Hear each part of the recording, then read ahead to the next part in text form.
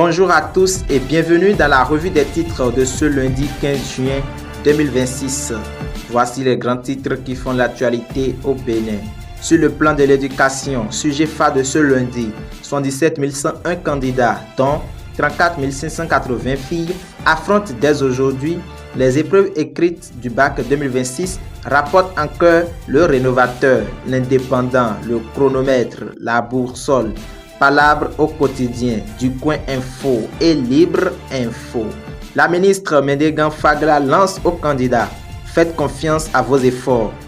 Dabarou, de son côté, ouvre une réflexion sur l'enseignement technique présenté comme une panacée contre le chômage avec 9500 raisons d'y croire. À Afrancourt, Pub Flash signale que le maire Gabriel Sénan Gaou Todé adresse également ses encouragements aux candidats du bac 2026.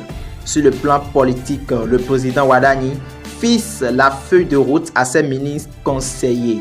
Le message est clair, rapporte la Boussole, le Télégramme et Décryptage Info. Nous ne sommes ici que pour servir le Bénin et les Béninois. Par ailleurs, l'investigateur pose la question qui fâche. Et si Wadani dégonflait les salaires politiques? La CSTB de Kassa Mampo monte au créneau.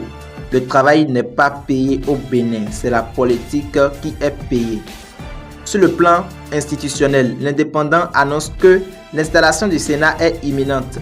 Sur le plan économique, l'ambition est affichée. Wadani s'engage pour la reconquête des 700 000 tonnes de coton selon l'Indépendant et la Boussole. Décryptage Info annonce 130 nouveaux forages dans 9 départements pour l'accès à l'eau potable en milieu rural. À Boycon, du Coin Info rapporte que le maire Bokosa s'allie à la SGDS pour accélérer l'assainissement de la ville. Sur le plan judiciaire et sportif, le TAS rétablit la CASP dans ses droits en annulant la décision de la FIPJP. Salue les 4 vérités et Décryptage Info. Par ailleurs, Gaston Zossou quitte la direction générale de la Loterie nationale du Bénin selon le Rénovateur et les 4 vérités.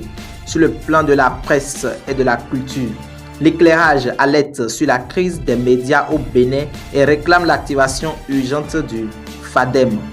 Le Chronomètre annonce l'installation d'un comité des sages pour porter la vision panafricaine du Bénin.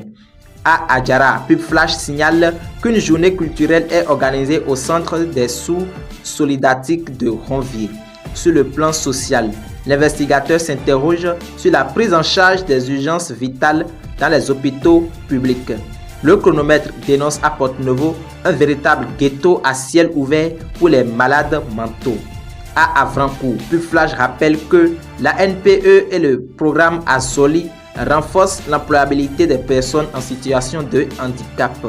Enfin, sur le plan de la Coupe du Monde, l'investigateur révèle que l'arbitre somalien refoulé des États-Unis va tout de même toucher l'ensemble de ses primes. Ainsi se referme le numéro de la revue des titres de ce jour. Merci de votre fidélité. Bonne journée à toutes et à tous et à demain.